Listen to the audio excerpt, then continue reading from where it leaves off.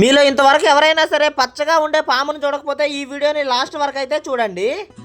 నన్ను నమ్ము నీకు చూపిస్తా. నేనండి మీ తిరుపతి అబ్బాయిని. ఈ రోజు మేము మార్నింగ్ ఆఫీస్కి అయితే వచ్చామండి. మా ఆఫీస్ నుంచి కిటికీ నుంచి బయటకు చూస్తే ఒక చెట్టు మీద అయితే ఒక పాము అయితే కనిపించిందండి. మా వాళ్ళందరూ చూడండి ఆ పామును అయితే ఎట్ట చూస్తున్నారు, కొత్తగా పామును చూసినట్టయితే చూస్తున్నారండి. ఇక్కడ చూడండి కనిపిస్తుంది కదండి, ఇదేనండి పాము. ఆ పాము చూడండి పచ్చగా అయితే ఉంది. ఈ పాముని మా సైడ్ అయితే పచ్చరిక పాము అయితే పిలుస్తారండి. ఈ పాము ఎక్కువగా చెట్ల పైన అయితే తిరుగుతూ ఉందండి. ఇక్కడ చూడండి ఈ చెట్లు పచ్చగా ఉండడంతో ఈ చెట్ల పైకి అయితే వచ్చింది.